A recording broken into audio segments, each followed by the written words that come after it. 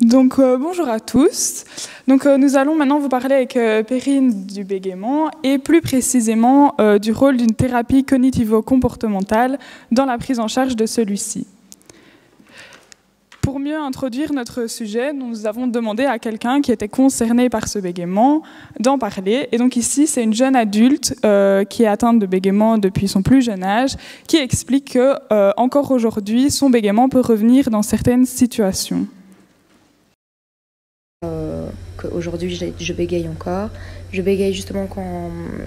Enfin, ça va s'accentuer beaucoup plus quand c'est par exemple un débat, quand je suis le centre de l'attention ou que je suis très fatiguée, mais c'est méga variable. Il y a des jours où j'arrive pas du tout à parler pendant genre 1 heure et des moments où il n'y a aucun problème, comme là.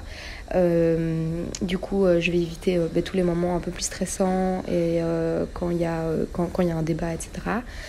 Et j'ai trouvé des petites techniques, donc je vais utiliser d'autres mots ou changer ma tournure de phrase pour pouvoir m'en sortir. Et donc, suite à ce témoignage, nous sommes posés des questions sur l'anxiété sociale. Et donc, l'anxiété sociale, c'est la peur intense d'être jugé négativement par les autres dans des situations ou des interactions sociales. Et donc, les personnes qui sont atteintes de cette anxiété vont avoir tendance à éviter les situations qui sont source d'anxiété. Et on va retrouver des plaintes du même type que celles qu'on vient d'entendre dans la vidéo. Et donc, c'est vraiment quelque chose qui peut entraver le quotidien des patients. Et on a remarqué que les patients qui étaient atteints de bégaiement avaient un risque accru de développer une anxiété sociale. Et donc, on s'est demandé, en tant que futur logopède ou logopède, comment venir en aide justement à ces patients qui viendraient nous voir avec ce genre de plainte, puisque la prise en charge logopédique n'est plus suffisante au bien-être du patient. Une de nos hypothèses, ce sont les thérapies cognitivo-comportementales. Donc, ces thérapies, ce sont en fait des prises en charge psychothérapeutiques qui ont pour but de modifier le comportement du patient et, dans le cas présent, de diminuer l'anxiété grâce à diverses techniques comme de la relaxation, etc.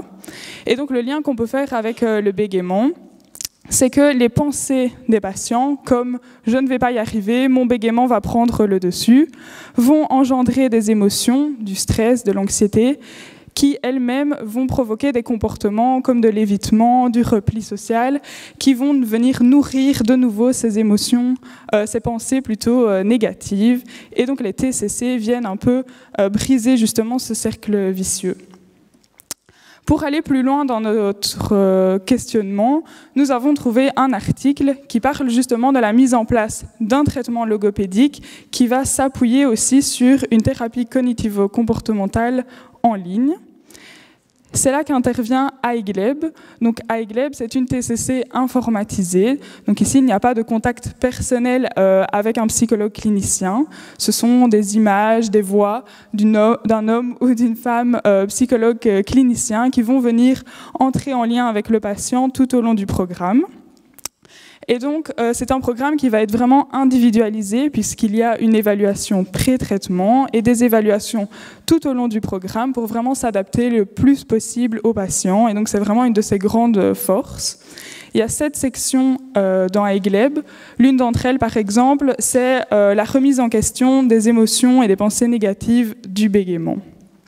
Ce qui est important à retenir, c'est que iGleb ne remplace pas évidemment la prise en charge de la parole. Ça vient vraiment être combiné à un programme de restructuration de la parole.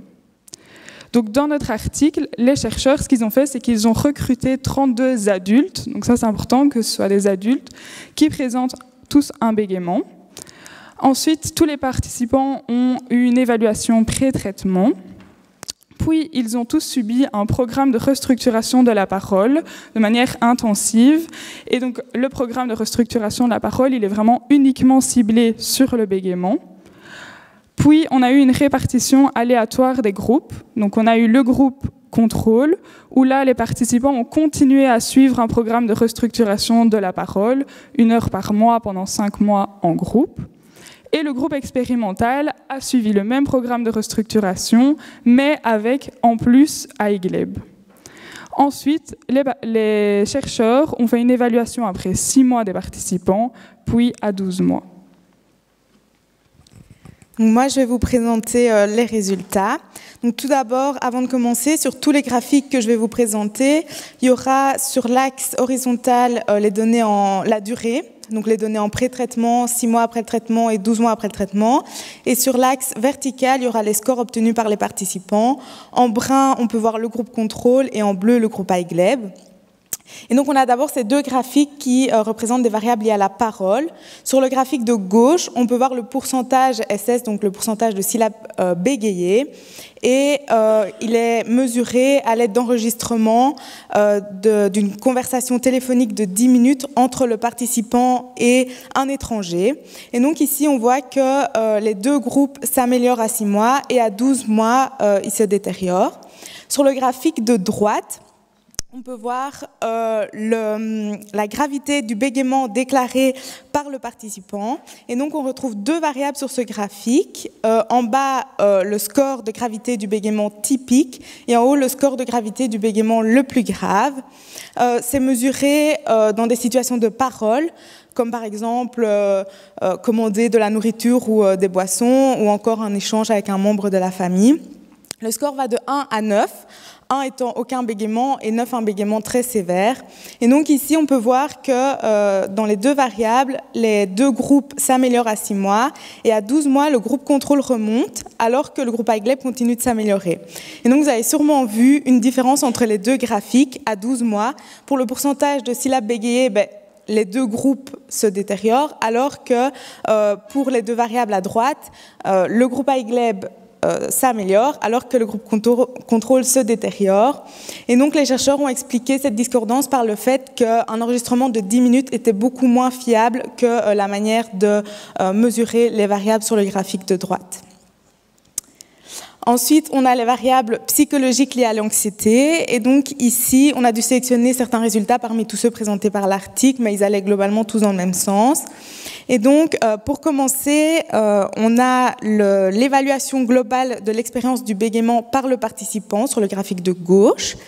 Et ici, il s'agit d'un questionnaire d'auto-évaluation qui mesure l'impact du bégaiement sur la vie d'une personne. Et donc, ici, le score va de 1 à 5, donc 1 étant un léger impact et 5 étant un impact sévère. Et donc, on voit que les deux groupes s'améliorent à 6 mois et à 12 mois, le groupe contrôle a plus tendance à stagner alors que le groupe iGleb continue de s'améliorer fortement. Sur le graphique de droite, on peut voir l'inventaire de la phobie sociale et de l'anxiété, donc il mesure l'anxiété sociale. Un score supérieur à 80 montre un trouble de l'anxiété sociale probable. Donc ici, on voit que les deux groupes partent de plus ou moins 80, donc c'est assez élevé.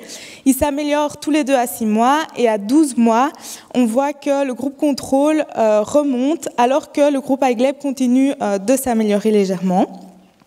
Et tous les résultats que je viens de vous montrer sont statistiquement significatifs. Et donc, on peut dire que globalement, la combinaison d'une prise en charge logopédique avec une thérapie cognitivo-comportementale permet non seulement d'améliorer le bégaiement, mais également le trouble anxieux.